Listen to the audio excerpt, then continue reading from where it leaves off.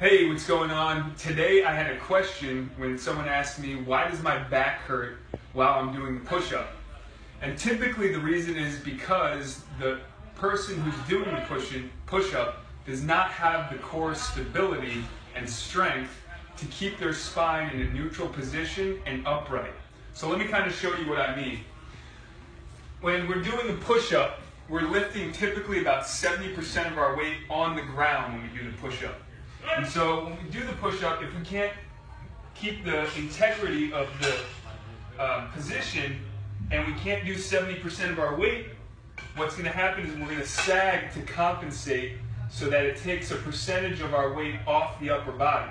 So right now if I sag, I'm taking probably a good percentage off my upper body as opposed to this position.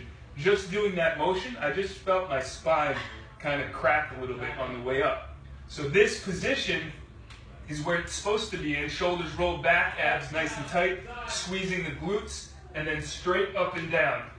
If you can't do that, we would need to modify it. And what people do typically is they'll modify it by doing a knee push-up. And this is the same scenario. If your hips are down, you're going to feel your back. We're putting a lot of force and stress on the lower back. The hips need to be up, feet need to squeeze together, glutes are tight, and then it's all coming from the upper body. If you can't do that, we need to modify it again and do it on an incline. For us in our training studio, we'll put people on an incline on a push-up bar. An example of that would be, I wouldn't use this, but an example would be right here. The bar would be coming out to the side, and we do push-ups on an incline. So if I'm on the floor and I'm using 70% of my body weight to push up, this incline, I might be only using about 20% of my body weight. So as I incline the bar up, I'm taking a percentage of my body weight off the bar. And you might have seen even people doing push-ups on the wall, right? This is a very, very small percentage. It's maybe 5% of your body weight, but some people need to start there. So to make sure that you're not putting too much stress or damage on your back, we want to make sure we're doing the push-up properly, right? If we're on the floor like this, right, doing the push-up, say this is the floor, right, this is the person's head, this is their feet, that's typically about 70% of their body weight, right? As the person comes up on an incline, they're taking a percentage of their body weight that's being used to push up is going to go down.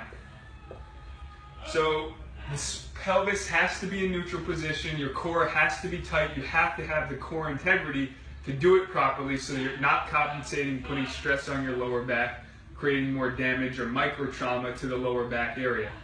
So always start in the safest way. This is what I recommend, the risk versus reward. Never just jump ahead. And this is what most people get wrong. If you're doing a program, you should start on the incline, right? And then every time you train, maybe take it down 10%, right? And then see how many reps you can get. This is essentially you're testing yourself. So the incline is going to go down, and eventually you should be able to get down to the push-up, right, where you're parallel with the floor, and you're doing it correctly, no pain, you're feeling your strength in your upper body, and then if you want to take it further from there, you can start to do decline push-ups, where you put your feet up here, and then now you're using more of your upper body to do the push-up. So now you're using 80 to 90%, depending on the decline, right? And then you can keep going, and then eventually, you know, the more you decline, you're going to end up using your shoulders rather than your pecs. So this is a quick, just tutorial kind of information on doing the push-up correctly to protect your back, to make sure you have the core integrity. And sometimes it needs to be regressed even further than that for some people who are really, really just completely weak in the pelvis, the abs, all the structures that support the spine. And so we start people off, you know, with our back programs sometimes because they just don't have the core integrity to even keep their spine stable.